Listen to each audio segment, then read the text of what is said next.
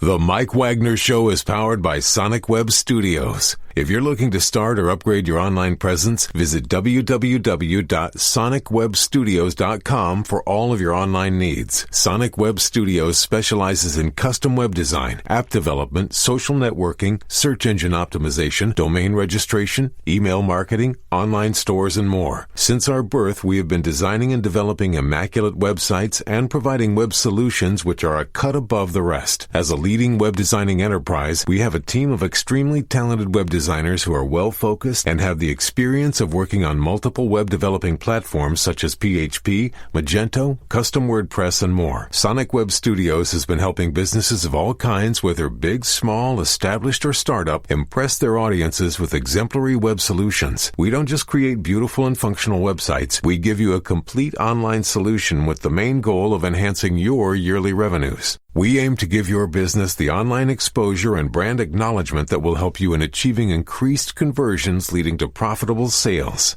Call 1-800-303-3960 or visit us online at www.sonicwebstudios.com to get started today. Mention the Mike Wagner Show and get 20% off your project. Sonic Web Studios. Take your image to the next level. Hey everybody, it's Mike from the Mike Wagner Show. It's time to give a shout out to our official sponsor of the Mike Wagner Show, international award-winning author Mian Mohsen Zia. If you love fast-paced mysteries, then you'll love Missing by Mian Mohsen Zia. Available on Amazon in paperback and ebook. Missing is fast-paced and intriguing with an unforgettable twist. It takes place in 4 countries with 2 strangers and 1 target where truth is an illusion and those you love will be the first to go missing. It's available in paperback and ebook on Amazon. Missing by Mian Mohsen Zia has garnered great reviews and is even loved by Hollywood celebrities including Joanna Cassidy, Forbes Riley, and many others. So grab your copy today. Order Missing by Mian Mohsen Zia, now available at Amazon.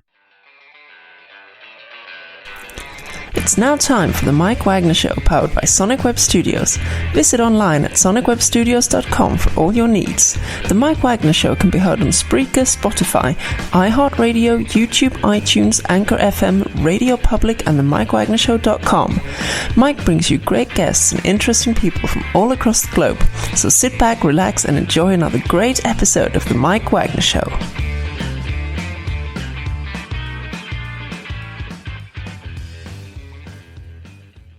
Hey everybody, it's Mike from the Mike Wagner Show, powered by Sonic Web Studios. Visit online at sonicwebstudios.com for all your needs. Looking at a professional website without breaking your budget? Sonic Web Studios is the answer. Sonic Web Studios offers fast, affordable custom web design that blows the competition away. Call today, 1-800-303-3960. That's 1-800-303-3960. Or email to support@sonicwebstudios.com. Mention the Mike Wagner Show. Get 20% off your first project. Sonic Web Studios. Take your image to the next level. Also, check out the latest novel by well-known award-winning author Mian Mohsen Zia of No Time for Love called Missing, an extraordinary relationship between 2 ordinary people based on real-life events that go through 4 countries, 2 strangers, and 1 target, where truth is an illusion and the ones you love will be the first to go missing. Check out the book on Amazon and other retailers, available on all formats today. Also, the Mike Wagner Show can be heard on the MikeWagnerShow.com and can be heard on over 30 podcast platforms, including Facebook, SoundCloud, Spreaker, Spotify, and iHeartRadio.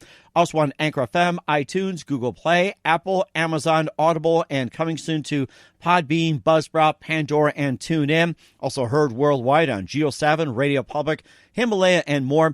Take the Mike Wagner Show with you on any mobile device. Subscribe to the Mike Wagner Show on the YouTube channel, and follow the Mike Wagner Show on Instagram and Twitter today. We're here with a wonderful lady who is an actress and director, and she's also a coach and filmmaker and does a lot of things.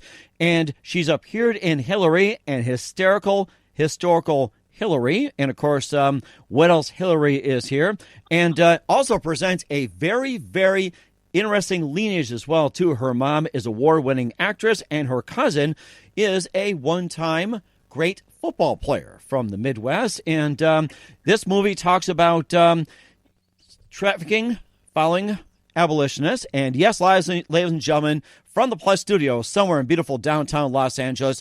And this lady is teamed up by a wonderful editor. So right here on conference call, we've got Christina Zorich and editor Landon Satterfield. Guys, good morning, good afternoon, good evening. Thanks for joining us today. Of course. Thank you, Michael, for having us. Yes, thank you very much. And thank you as well, too. You guys are taking on a great project, and we'll talk about that. It's called The New Abolitionists. It's a documentary that's going to be coming out pretty soon. We'll talk about that. But first of all, Christina, we'll talk about your interesting career where your mom's an award-winning actress and your cousin is a Chicago Bear great. I'll just leave it at that. And you also appeared in Hillary and Historical Hillary, and maybe other Hillarys we don't find out. And you're also a filmmaker, coach, and more. And Landon will talk about you in just a minute. But first of all, tell us how you got started.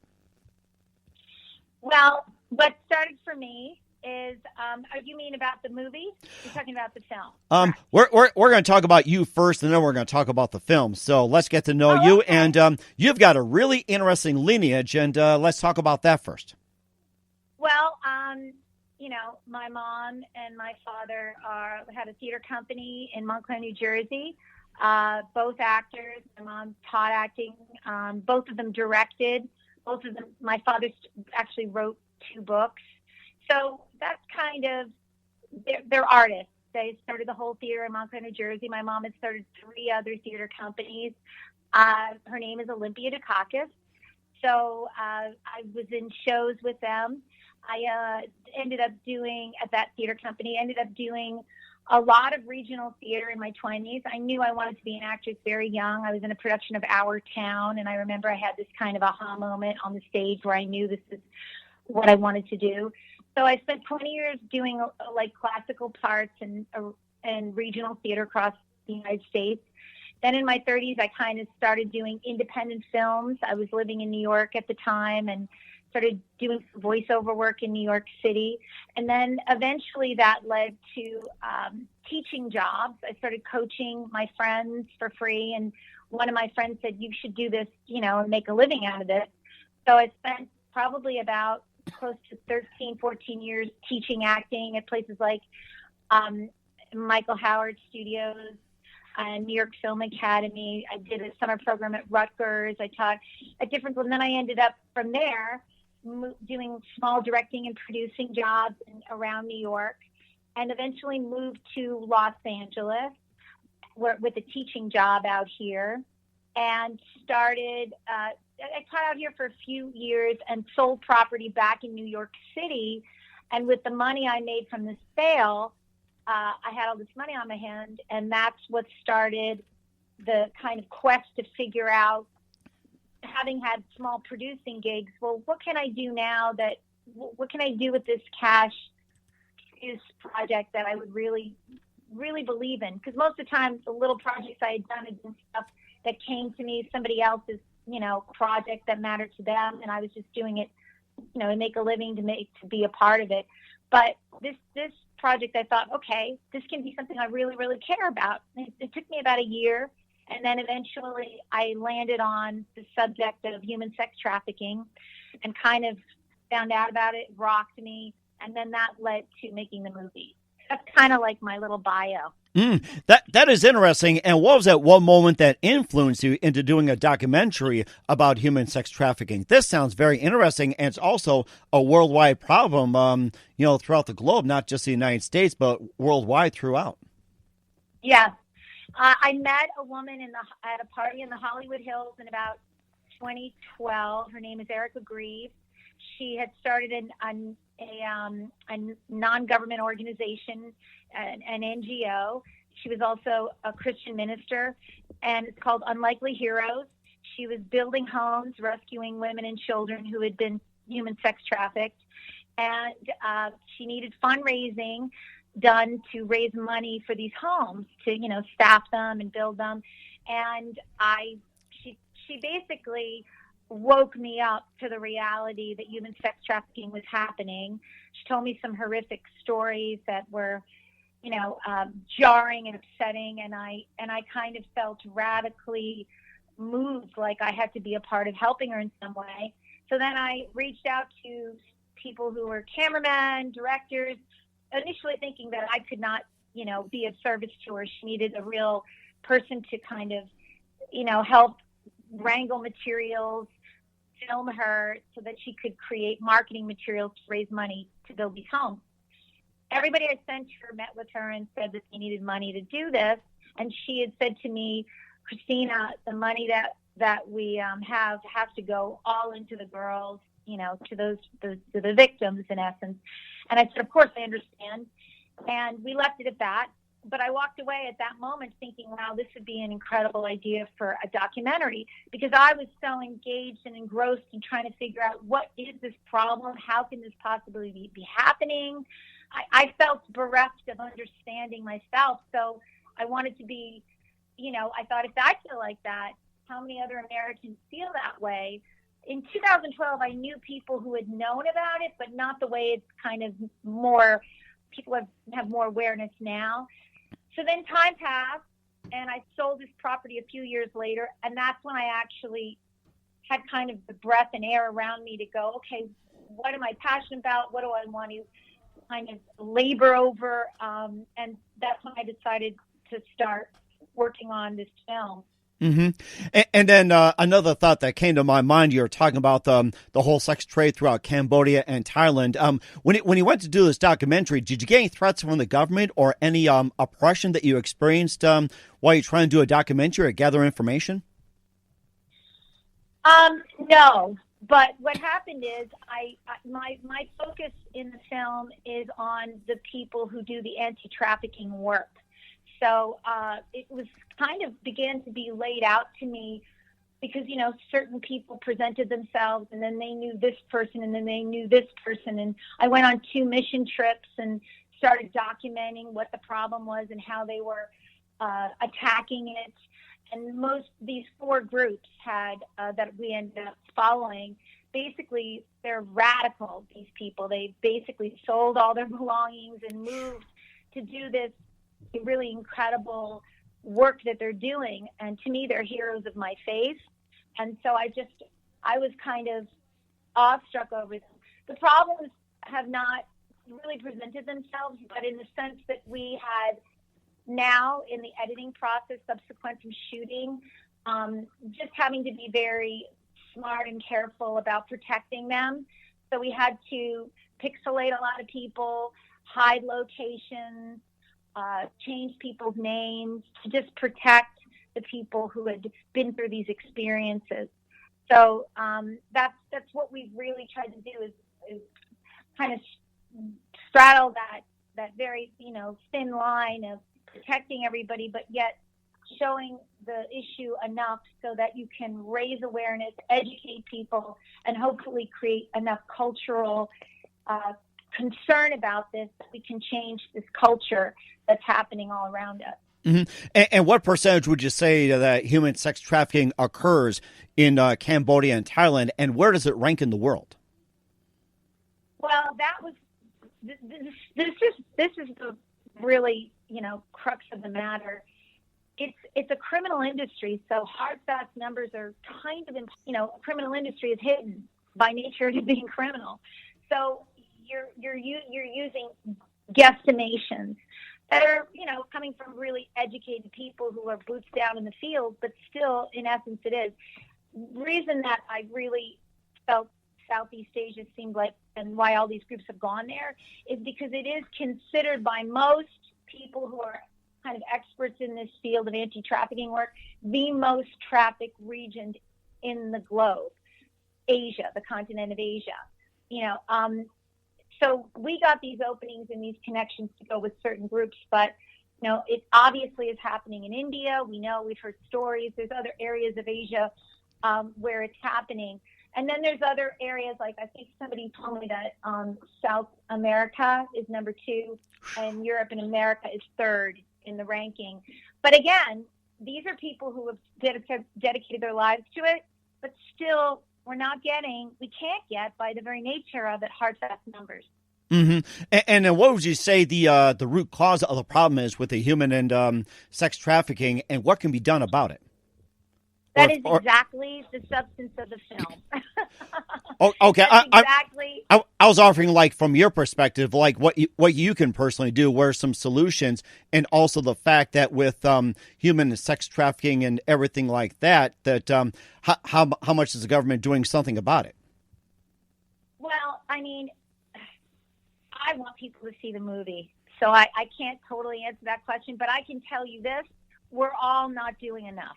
That's for sure. There's a quote that rocked me. Christian Elliott at E21. We interviewed a lot of different and had to spend the year from 2015 to 2016. I went in 2015, came back, realized I didn't have enough footage to make a movie. So I went back and planned for that year and went back in 2016.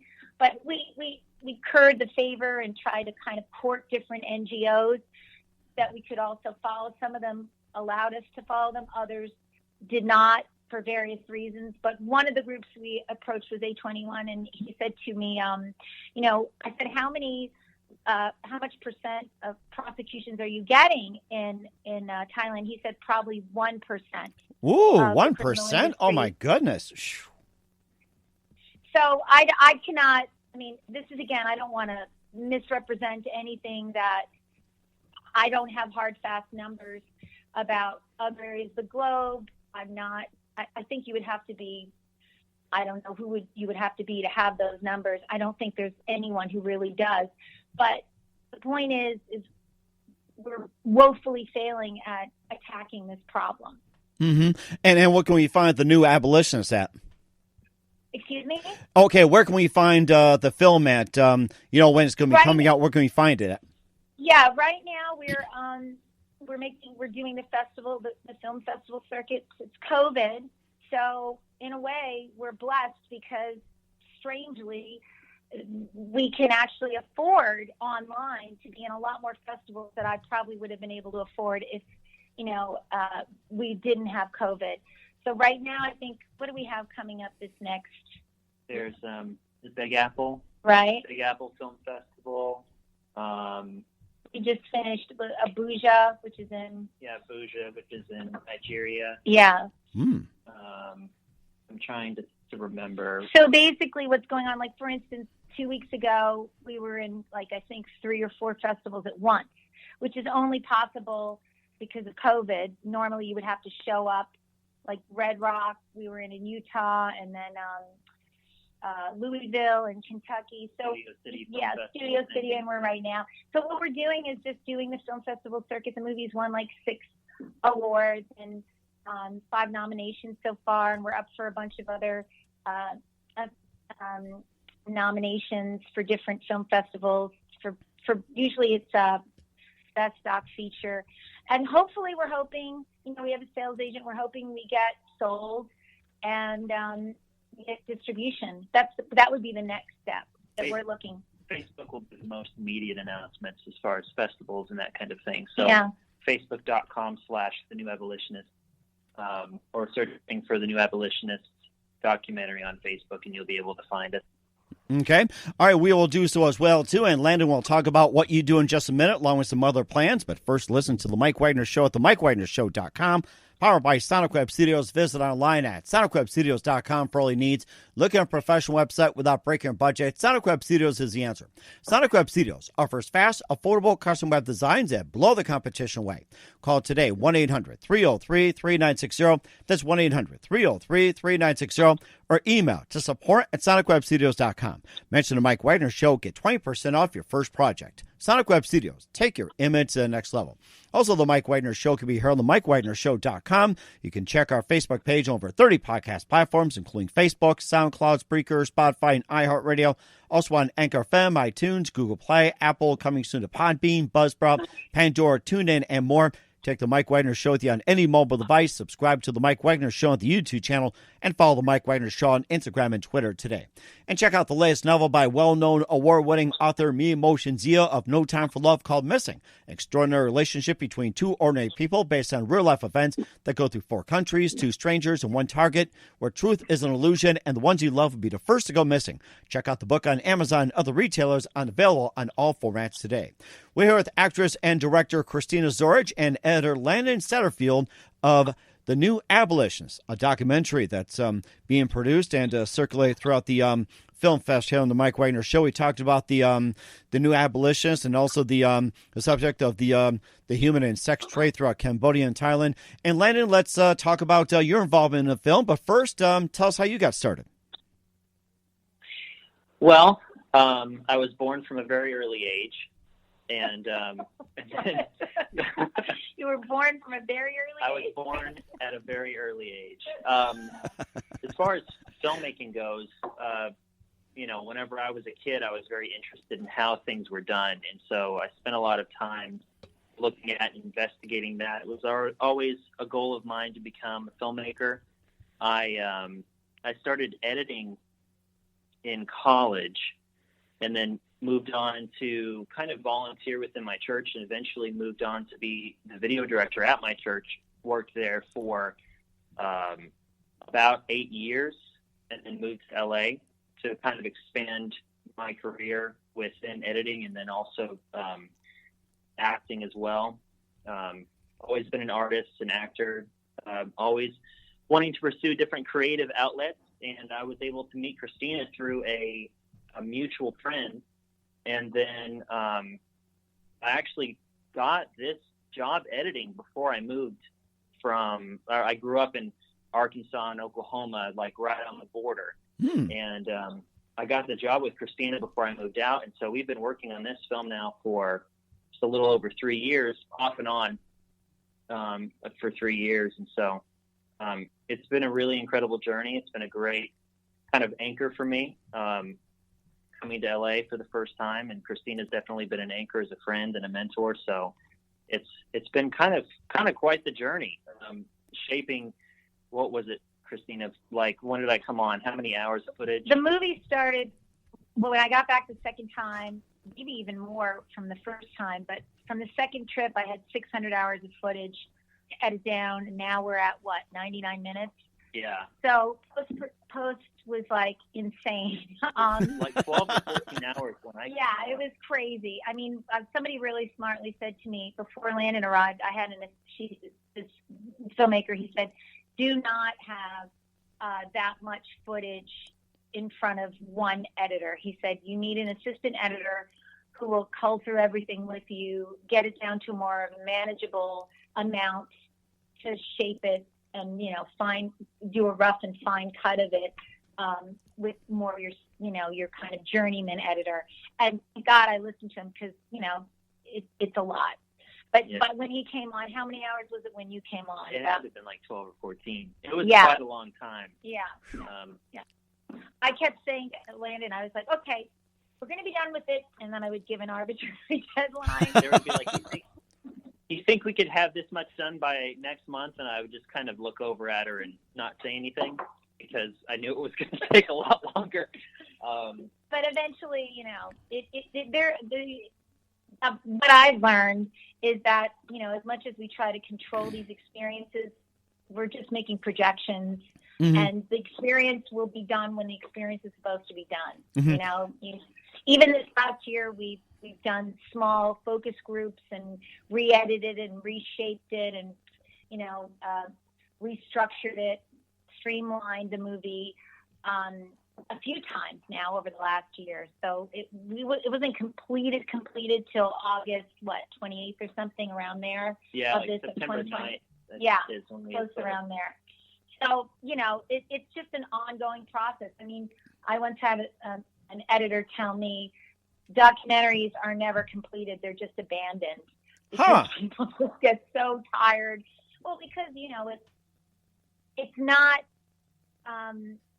written on a page. I mean, I had a outline about the structure, but because you have an idea of what a subject matter is, when you get on the field and you're shooting, it always changes, and you deepen your understanding of what's happening. You change, come with ideas about what the problem is or the issue is or the subject matter, and then that gets altered.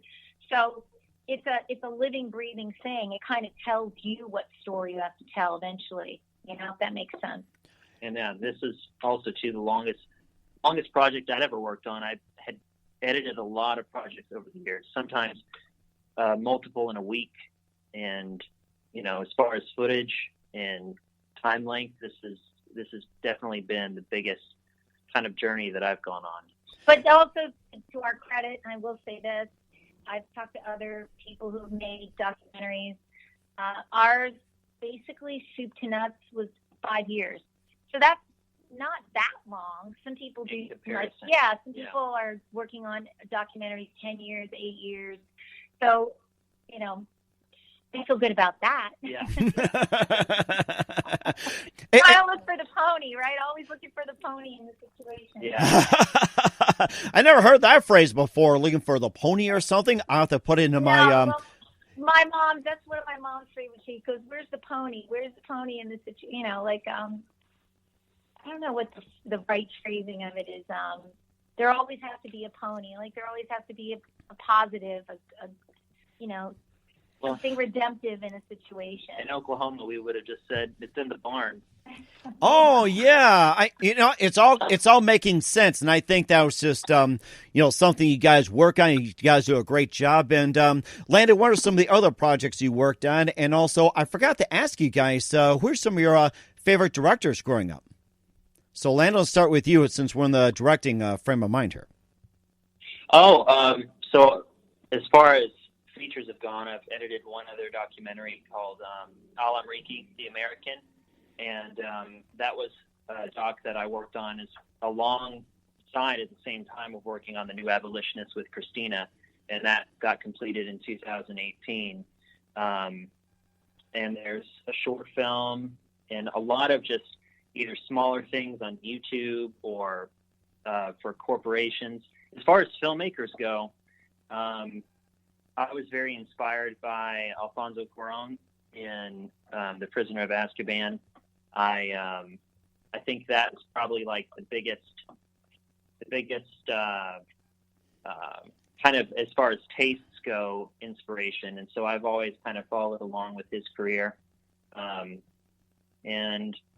man, I'm kind of drawing a blank on anybody else. That's probably because I've just watched all the Harry Potter movies again. But as far as inspiring for me, that was kind of the first film that I saw that really made me kind of feel something directorially. When I was a kid growing up, I was very much into Honey, I Shrunk the Kids.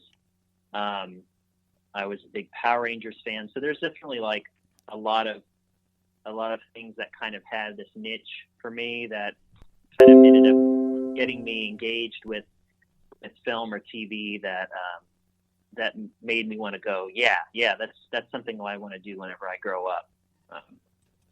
That is quite interesting. And then Christina, since we're talking about directors, who are some of your favorite directors growing up, and then also talk about your favorite actors and guys, also your favorite movies too, and especially Christina, your favorite movies, since we're on that subject.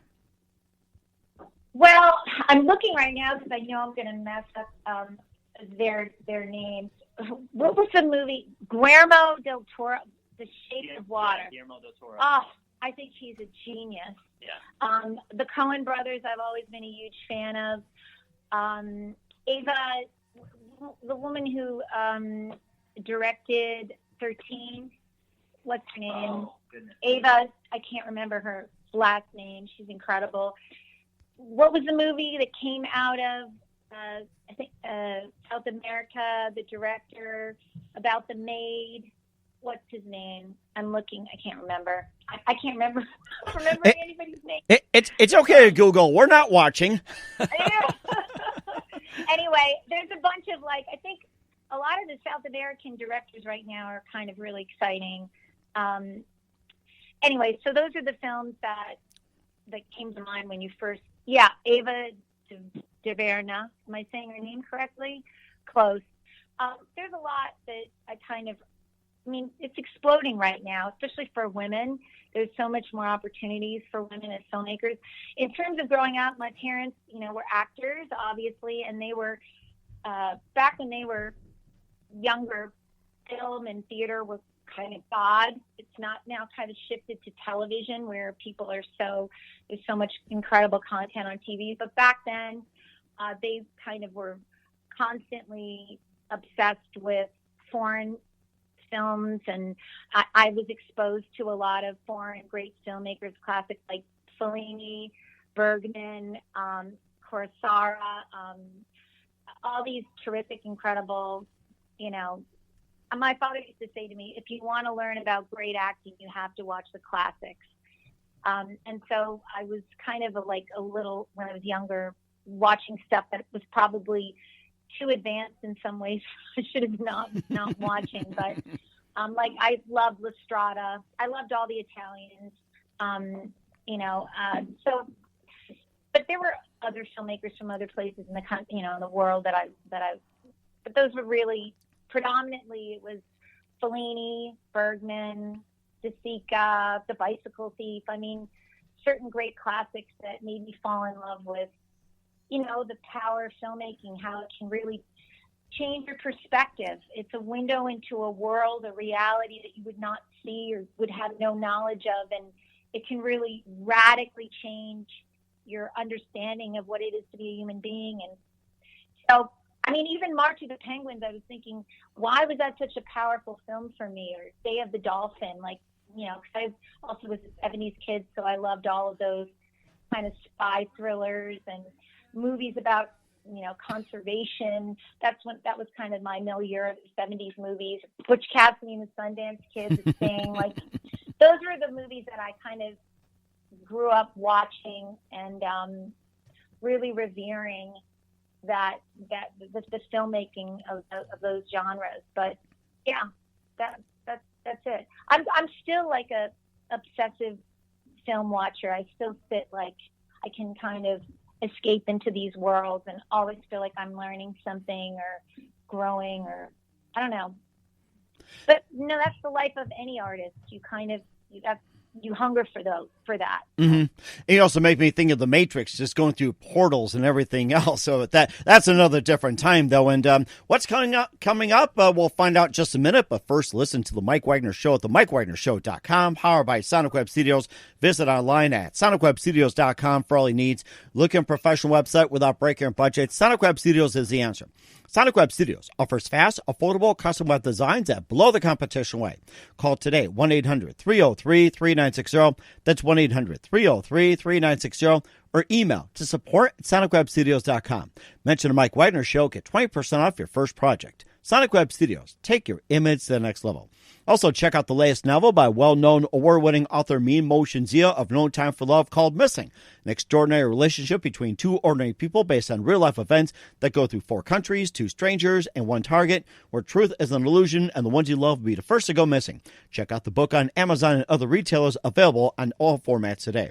Also, the Mike Wagner Show can be heard on themikewagnershow.com. It can be heard on over 30 podcast platforms, including Facebook, SoundCloud, Spreaker, Spotify, and iHeartRadio. Also on Anchor FM, iTunes, Google Play, Apple, Amazon, Audible, and more. Coming soon to Podbean, Buzzsprout, Pandora, TuneIn, and heard worldwide on Geo7, Radio Public, and Himalaya, and more.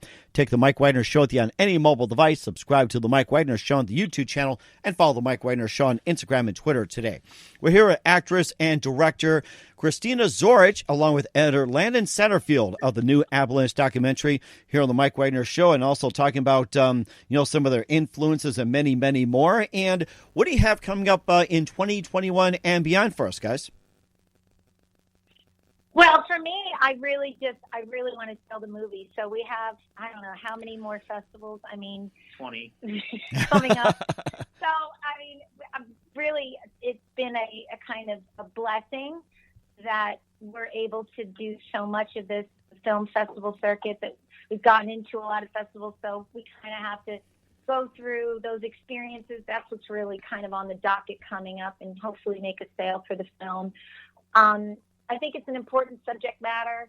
I think we all need to use more education and understanding. It's a hard thing to look at. It's a hard thing to confront. But one lesson I learned from making the movie is the problems don't go away magically. You have to confront them. You have to assess them and move through and work through them. So that's really what I have on the docket, because it's a very consuming process.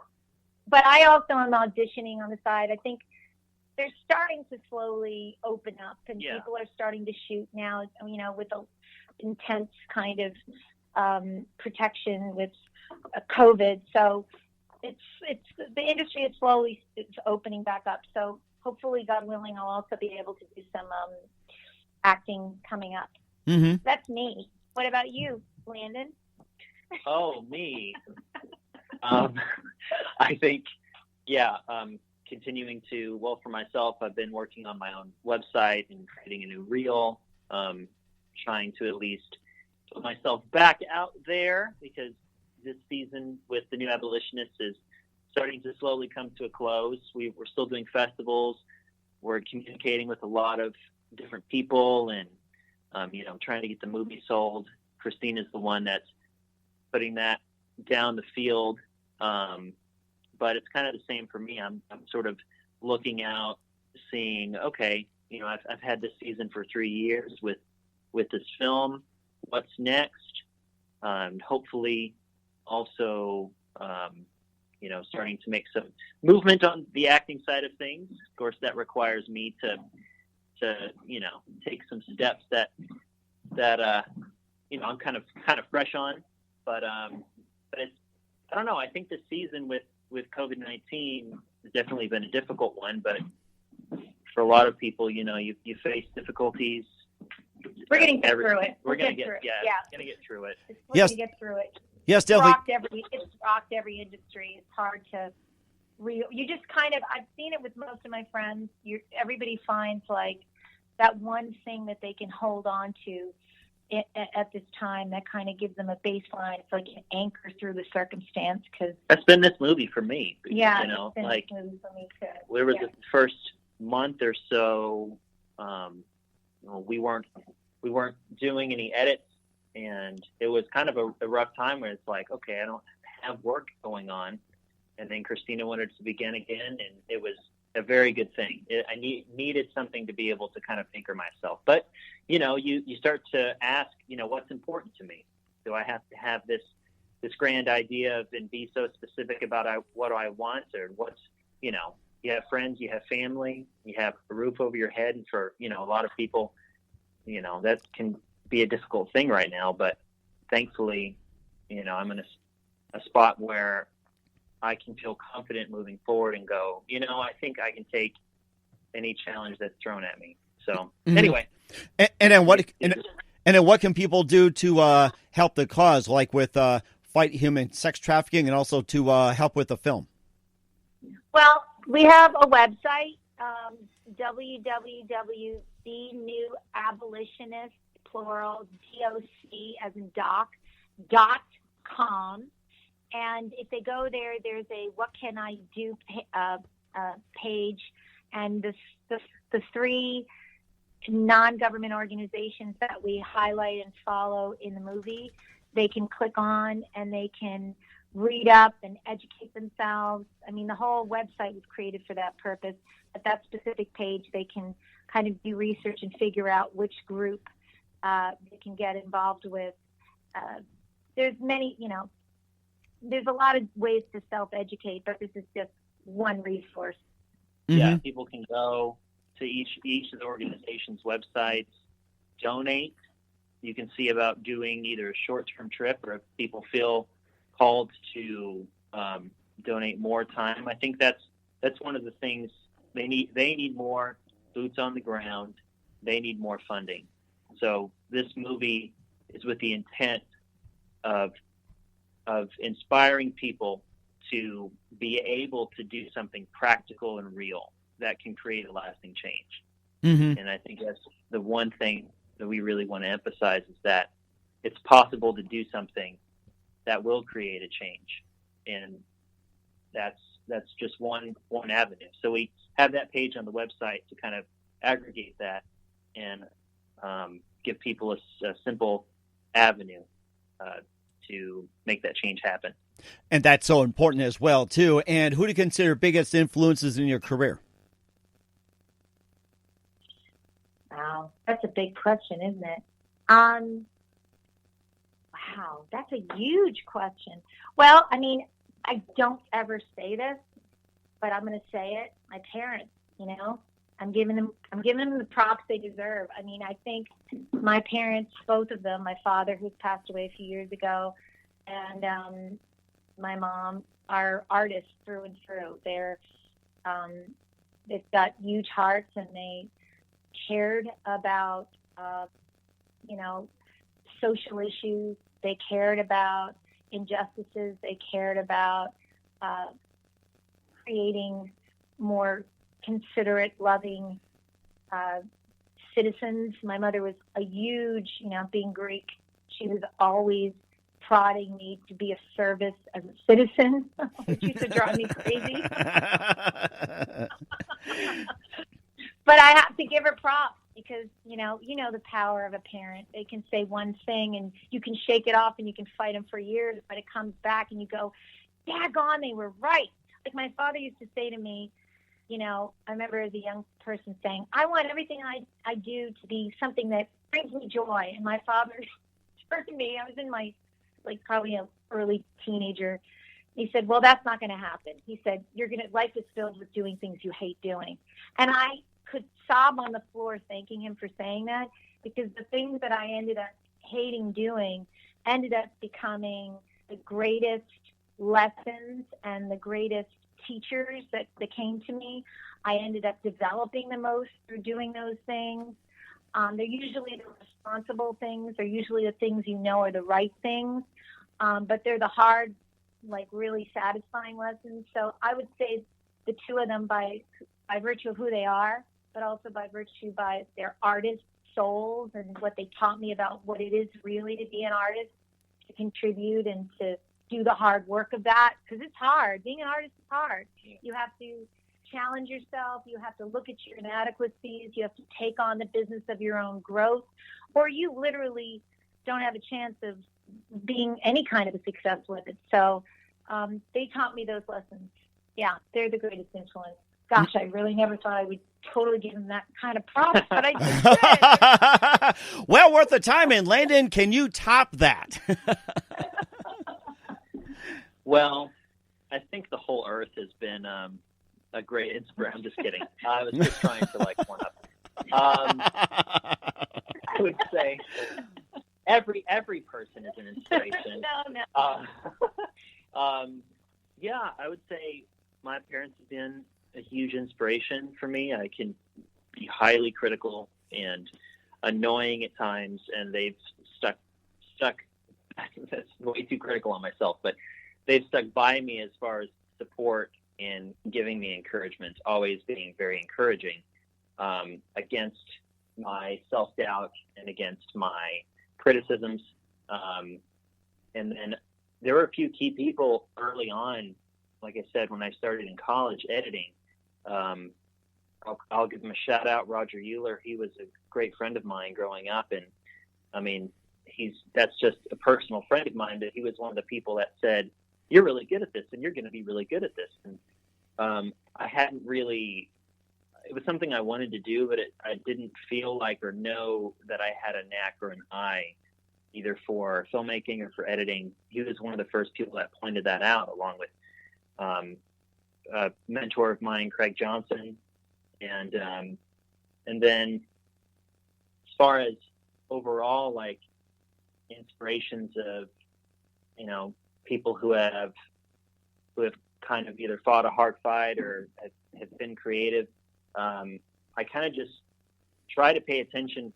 I personally try to pay attention to those people that seem to have a groove or some kind of rhythm or some kind of flow. I can get in my head a lot. And so I try to do as much research and listen to as many people as possible when it comes to connecting with their hearts and their creativity.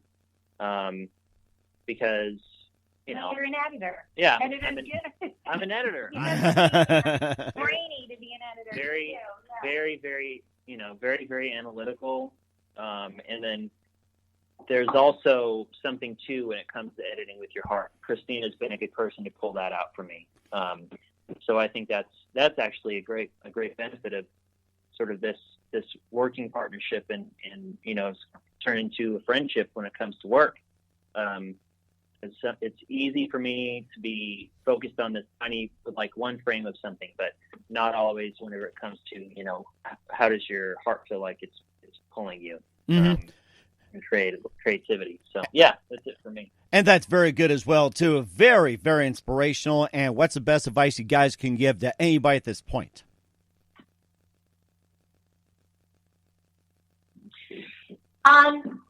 Boy, inspiration. I would just, I really am a big believer that there are divine assignments we all have. And when that assignment comes to you, you know it. And perfect example with the movie. I wanted to do another project, and I was planning it. My mom was going to direct it because I've worked a lot with my family, and we had a Broadway producer, and we were starting to cast it. We were looking at theaters, and then this project just took over. It was like a kismet feeling, and I just knew that I had to do it, and it scared the crap out of me. I was going to be completely out of my comfort zone. I had never directed a feature. I even thought that was madness. I'm like, me directing a feature doc? What am I doing? It wasn't, but I really did feel in my gut like this was a divine assignment, like this was something for me. And I think that it's taken me a long time. I think when I was younger, I trusted my head. I made some smart decisions, but not good decisions for me. And then I feel like as I got older, I trusted my heart. And then now, at my age, I just trust my gut. It might not even make sense. It's an intuitive feeling, but you just feel drawn to certain things and people and circumstances.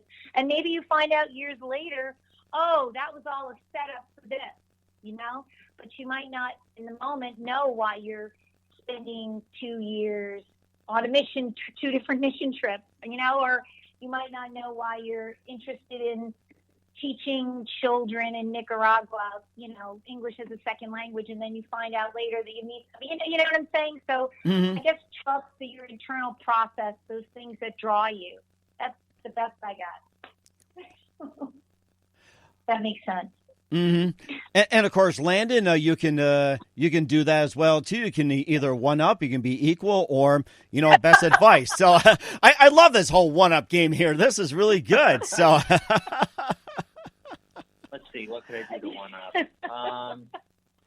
I've really learned that I'm good at everything. Perfectionism is just one mere glance away. I would say being a professional perfectionist at a time, the world isn't going to end if you make a mistake. I think for me would be one of the most sort of inspiring or things that I could say to someone, at least whether it's an editor or a very brainy person, is not being afraid to fail on something, not being afraid to make a mistake, say the wrong thing. That's the process. This process of making the movie has been one failure after the next. It's just constant. Yeah. And then you try to fix that failure, and then next time you do this. You can't do anything without failing at it a bunch of times, right? Mm-hmm. That's what. Yeah, it's like not being so hard on oneself for a failure or a mistake, and then also not holding people to a standard to the point of idolatry. I think for anyone who is a young creative or a young artist or someone who is aspiring, when you're younger, you try to look up to people in a way that kind of sets them on a pedestal to fail for you. Don't let anybody else fail for you. Fail for yourself. That's kind of the only thing really that's coming to mind. Mm-hmm. Go for yourself. And I think you guys said that so well. You said so well. Once again, Christina Zorich and Landon Satterfield of the New Abolition, the Mike Wagner Show. Guys, a very big thank you for your time. You've been absolutely fantastic. Looking forward to having them again soon. Keep us up to date. Love you back both on 2021. And also don't forget to keep in touch. And once again, tell us about your upcoming projects. What's your website? How do people contact you? Where can people check out the film? And how can people help? Well, we do have the newabolitionistdoc.com. That's the newabolitionistdoc.com.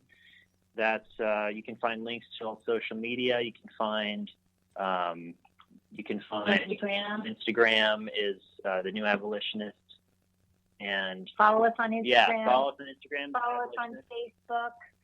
The New Abolitionist. What's our handle on Facebook? Yeah, it's facebook.com/The New Abolitionist. And Twitter is a little more complicated, but it's N Abolitionist. Yeah. Not plural, right? Yeah. So N Abolitionist. Yeah. Follow us on social media. Check out our website, and we'll let you know what's going on, what's to come. We will certainly do so. Once again, guys, a very big thank you for your time. You've been absolutely great. Looking forward to having you again soon. Do us a favor, keep us up to date. Love you back on 2021, and don't forget to keep in touch. You guys have been great. Thank you, Mike. Thank you, Mike. The Mike Wagner Show is powered by Sonic Web Studios. If you're looking to start or upgrade your online presence, visit www.sonicwebstudios.com for all of your online needs. Sonic Web Studios specializes in custom web design, app development, social networking, search engine optimization, domain registration, email marketing, online stores, and more. Since our birth, we have been designing and developing immaculate websites and providing web solutions which are a cut above the rest. As a leading web designing enterprise, we have a team of extremely talented web designers who are well-focused and have the experience of working on multiple web developing platforms such as PHP, Magento, Custom WordPress, and more. Sonic Web Studios has been helping businesses of all kinds, whether big, small, established, or startup, impress their audiences with exemplary web solutions. We don't just create beautiful and functional websites. We give you a complete online solution with the main goal of enhancing your yearly revenues. We aim to give your business the online exposure and brand acknowledgement that will help you in achieving increased conversions leading to profitable sales. Call 1-800-303-3960 or visit us online at www.sonicwebstudios.com to get started today. Mention the Mike Wagner Show and get 20% off your project. Sonic Web Studios. Take your image to the next level. Hey everybody, my name is Forbes Riley, and I'm an American actress and a TV host. And I was delighted when I got my copy of Missing, which is Extraordinary Relation of Ordinary People based on a real-life relationship. It's well written. It's amazing. You know, it talks about a man who has lost his wife and his daughter, and it's very well done. I'm going to highly recommend that you go get your copy of Missing. It is a powerful, exciting read. Mr. Mian Moshe Zia.